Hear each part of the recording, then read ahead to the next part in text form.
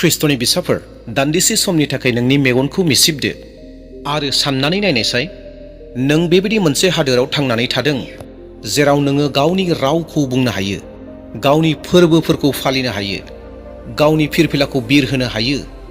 दाना सानदो, जुदि सोरबा नोंखौ बेफोरबायदि खामानि मावनायखौ हमथायोब्ला, नोंनि इच्छा, नोंनि साननाय, नोंनि हास्थायनायखौ आरो नोंनि हां लानायखौबो जुदि सोरनिबा बिथोनावसो बेफोर गासैबो सोलियोब्ला, अब्ला नोंथाङा माबायदि मोनगोन? बेबायदि अबस्थायानो दङमोन भारतआव 1947 15 आगस्तनि सिगाङाव। गोबाव समनि नारसोमजानाय एबा गुलामीजों रोजा रोजा सुबुंफोरनि बलिदानफोर आरो फिरिफिरिफोरनि मिजिंफोर अब्लासो जाफुंसारदोंमोन। हर गेजेरनि समावनो अब्ला भारतआ उदांस्रिनि गिबि हांखौ लादोंमोन। दिनै जों बे भिडिअ'आव बै जारिमिनखौनो नायगोन, बै दावबायनायखौनो नायगोन, जेराव मेगन मोदैबो दं, अरबो दं आरो देरहानायनि रंजानायबो दं। साफ्रोम नायगिरि नोंथांमोनखौ बासायगिरि प्रभु जिसु ख्रिस्ट'नि मुङै खुलुमहरदों। अनजाग्राफोर, नोंथांमोना बाथ्राखौ खोनानानै मोनखाबाय आरो थाम्बनेलखौ नायनानै मोनथिखाबाय जे दिनै मा बिषयाव बाथ्राखौ बुंनो थांगासिनो दङ। बे जाहैबाय 15 आगस्ट इन्डिपेन्डेन्स डे सेलेब्रेसननि बिषय माखासे जारिमिनफोरखौ नोंथांमोननो बुंनो थांगासिनो दङ आरो जोबनाय फारसे आङो बेखौनो बुंनो नागिरदों, दिनै ख्रिस्टियानफोरहा इन्डिपेन्डेन्स डेआव मावनांगौ बिबानफोर जोंहा मा दं, बेफोर गासैखौबो जोङो मोनफा मोनफा नायलांगोन। दे अब्ला आंजों लोगोसे फैफादो। बोसोर 1600 Eddie British east India company भारतआव गिबि खेबनि थाखाय फालांगि मावनो थाखाय फैदोंमोन। नाथाय लासै लासै फालांगिनि मुङै बिसोरो भारतनि राजखान्थि आरो बोलोफोरनि सायाव कब्जा खालामजेननो हमबाय, जेराव 1757 आव प्लासीनि दावहा जादोंमोन। बिनि उनाव 1764 आव बक्सारनि दावहा, आरो बै दावहाफोरा भारतखौ इंराजफोरनि आखायाव गथायना होबाय आरो बिनि उननिफ्रायनो जागायजेनबाय 200 बोसोरनि गुलामीनि बाथ्राफोरा।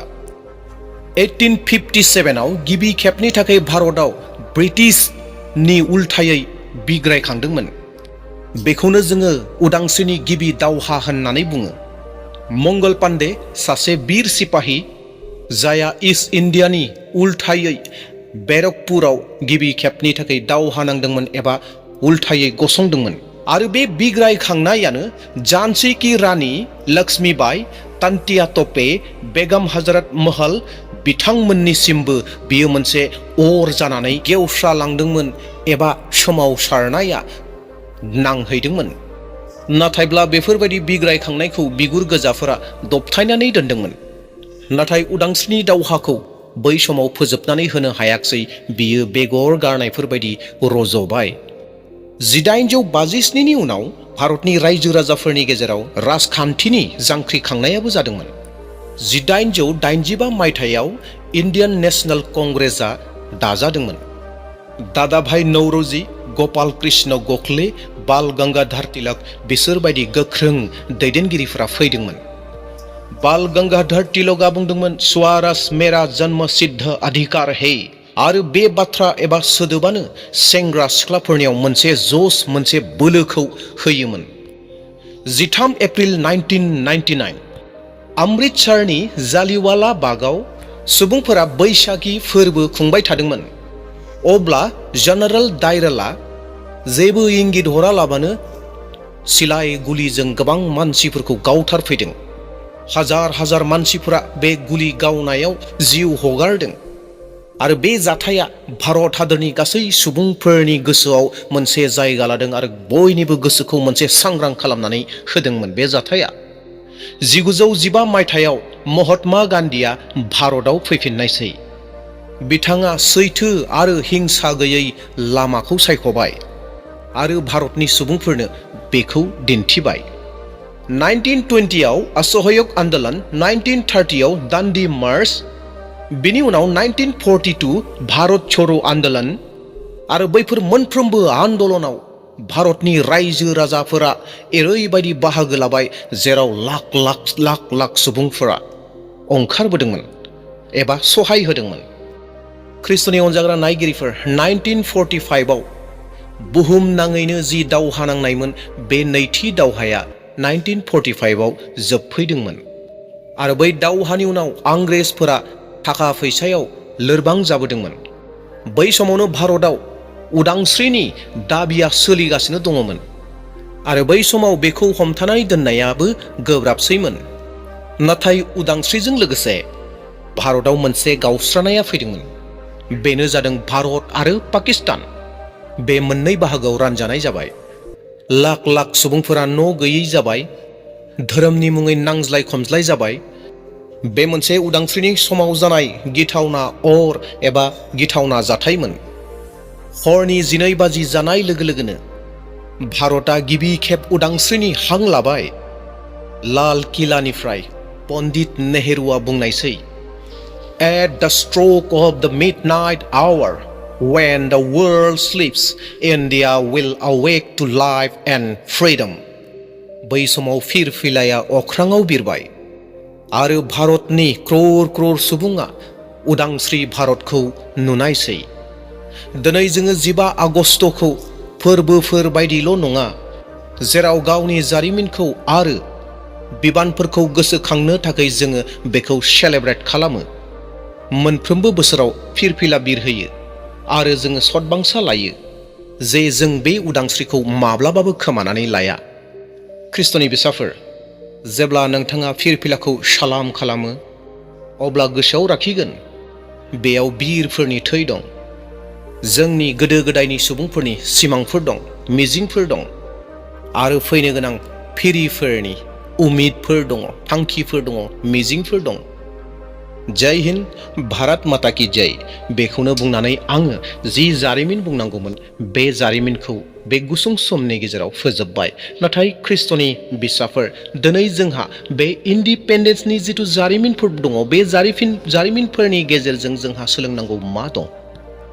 बेनो जाहैबाय, दिनै जोङो नंगौ जोंनि दैदेनगिरिफोरखौ मान होनांगोन, जोंनि देशनि थाखाय, हादोरनि थाखाय जों आर'ज खालामनो नांगोन। नाथाय अनजाग्रा ख्रिस्ट'नि बिसाफोर, जोङो इस्ट इन्डिया कम्पानि ब्रिटिशफोरनिफ्राय उदांस्रि मोनबाय। जोंनि भारतनि गासैबो साफ्रोमबो व्यक्तिफोरा उदांस्रिखौ मोननो हाबाय। नाथाय ख्रिस्ट'नि बिसाफोर, दासिमबो मोनसे बिसयाव मानसि माहारिफोरा उदांस्रि मोनजोबनो हायाखै। बेखौ नोंथांमोना मोनथिगौ ना? दासिमबो खाख्रब जानानै दोनजादों। गोबां सुबुंफोरनि आत्माफोरा खाख्रब जानानै दङ, दासिमबो उदांस्रि मोनाखै। जि उदांस्रिखौ जिसु ख्रिस्ट'आ बुहुमनि साफ्रोम सुबुंफोरनो उदांस्रि होनानै गालांदों, बै उदांस्रिखौ दासिमबो अनुभब खालामनो हायाखै, मोन्दांथि मोननो हायाखै। दासिमबो खाख्रब जानानै दङ, जेरावहाय इसोरनि बोसोना बुङो, 2 करिन्थियारि 4:4, बिसोरो फोथाया, मानोना बिसोरनि गोसोफ्रा बे संसारनि सैतानजों खोबनानै दोनजाबाय आरो इसोरनि थार महर ख्रिस्ट'नि गाहाम रादाबनिफ्राय नुजानाय स्रांखौ सैताना बिसोरखौ नुयि खालामबाय। That means दिनै गोबां सुबुंफोरा उदांस्रिखौ मोननो हायाखै। आरो बे उदांस्रिया मा? जिसु ख्रिस्ट'नि होनाय उदांस्रि। मानोना सैताना बिसोरनि गोसोनि मेगनखौ खाथेनानै दोनदों, खोबनानै दोनदों, बिसोरखौ खाख्रबनानै दोनदों। नंगौ, जोङो मानसि हिसाबै दिनै जोङो उदांस्रिखौ मोनबाय। भारत हादोर हिसाबै जों उदांस्रि मोनबाय। नाथाय धोरोम लानानै जोंनि जिथु इसोरा होनाय उदांस्रि, बे उदांस्रिखौ मोनाखै। दिनै मोजांखौ नस्थ' खालामग्रा सैतान दङ। बै सैताना मानसिफोरखौ, गोबांनि आत्माफोरखौ खाख्रबनानै दोनदों, जायनि जाहोनाव गाहाम रादाबखौ नुनो मोनाखै, सैथो इसोरखौ सिनायनो हायाखै। दा बेवहाय अनजाग्रा ख्रिस्ट'नि बिसाफोर, बे गासैबो जोंनि बिबान, जोंनि मावनांगौ खामानि, जेन दिनै जोंनि भारताव थानाय गासैबो सुबुंफोरा जिसु ख्रिस्ट'खौ मोनो, जिसु ख्रिस्ट'नि होनाय उदांस्रिखौ मोननो हायो। बिनि थाखाय दिनै जों आर'ज खालामनांगोन। जिसु ख्रिस्ट'नि गोथार मुंनि दारै एबा जिसु ख्रिस्ट'नि गोदै मुंखौ लानानै जोङो बै सैतानखौ रायनो नांगोन, सैतानखौ जोङो होखारनो नांगोन। मानोना जि सैताना दिनै गोबां सुबुंफोरनि मेगनखौ बन्द खालामदों, खानानै दोनदों, नुनो मोनै खालामनानै दोनदों, बै सैतानखौ नासरतीय जिसु ख्रिस्ट'नि मुङै जोङो रायनो नांगोन, खेवनो थाखाय जों बिथोन होनो नांगोन। दा बे खामानिया सोरनि? बे जाहैबाय नोंथांनि, आंनि, जों बयनिबो। दिनै जों बयबो आत्मिक जिउआव उदांस्रि जायो, स्पिरिचुवेल लाइफआव उदांस्रि जायो।